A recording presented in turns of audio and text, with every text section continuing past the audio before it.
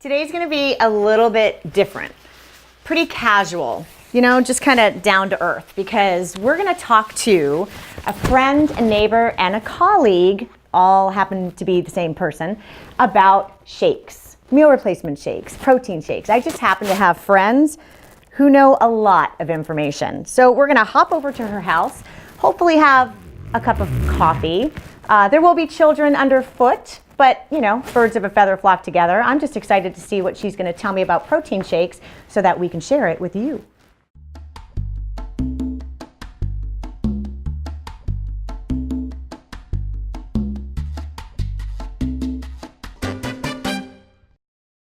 Emily, you have coffee. I don't. Okay, all right. Well, that's okay. I can do this without coffee. Do you have time to talk to me about shakes? Absolutely. You do? Sure. We can sit down and do that. We will give it our awesome best effort. Okay, because this was not planned at all. So this is Emily. She is a friend, a neighbor. She moves pianos. That's how good of a neighbor she actually is. She's a fitness instructor, a personal trainer, and a nutritional therapist, and a colleague. How about that? And normally she serves a really good cup of coffee, but not today. And that's okay. I'll drink your cup when you leave. Right. And I plop myself down here often. Normally I sit over there. We talk vitamins, we talk supplements. I really like to bend your ear on things. And today we're going to talk about shakes, protein shakes, and meal replacement shakes. First of all, what's the difference? Is there a difference? Absolutely. A protein shake, you're going to get there are a bunch of different types, but you're going to get protein mostly. Okay. A meal replacement shake has to include protein, has to include carbs, has to include fat, has to include vitamins and minerals that you would normally get from a whole meal to replace a meal. Correct. So someone comes to you and asks, what shake should I buy? That's normally the question. And then you ask, what is the purpose for? So let's focus just on the meal replacements. Who is that for? What is that for?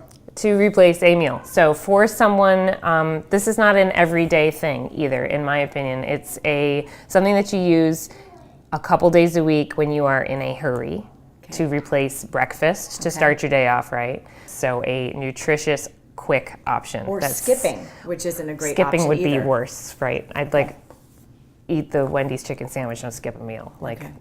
It's tricky. What should someone be looking for in a meal replacement, or what should they look out for? The first thought for me every time is this person allergic to something? So if you're allergic to something, you have a sensitivity to something, you look for that first.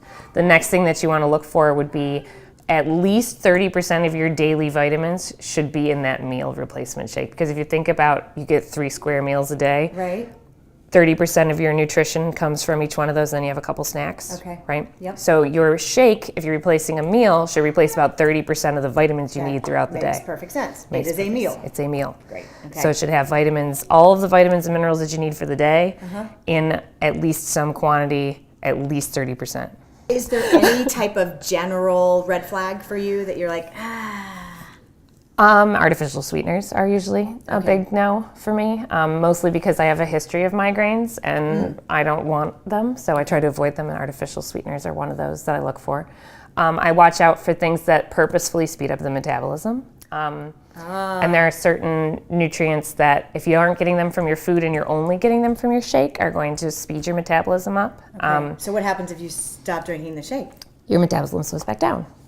Just talking with you is making me realize why just picking something off the shelf and us looking at it and going, oh, this is great, and you really need to speak with somebody. You do. You need to know what is in what you're drinking, and you need to know why you need it. All right, so let's switch gears. That was meal replacement shake.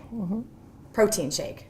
What are you looking for in a protein shake? Depending on what your purpose is with the protein shake. So if somebody says, I'm looking for a protein shake, and I say, okay, what are you using it for? Yeah. Why? And if they're saying, I'm looking for a protein shake to use after my workout, I say, okay, what are your fitness goals? And if they're looking for muscle growth, then you want something with the BCAAs in it, right? Yes. If you're looking for lean muscle and just maintenance and just help with recovery, then the protein shake right afterwards doesn't need all of that extra, you don't need the branched chain amino acids, you just need a protein to carb ratio that is perfect. Okay. And that ratio is 2 to 1. So when you look at your protein shake, it should have 2 to 1 protein to carbs and at least between 20 and 30 grams of protein. So, so that 2-to-1 ratio. What am I looking for? You know, I know that I need something afterwards for recovery because you've seen me hobble around. That you're looking for that perfect 2-to-1 ratio. So protein to carbs. Okay. And that is 20 grams of protein to 10 grams of carbs. Perfect. So the other thing you want to watch out for are artificial sugars and artificial sweeteners. So you want to look for also fillers. So like when you're looking at any nutrition label, the fewer things, the better.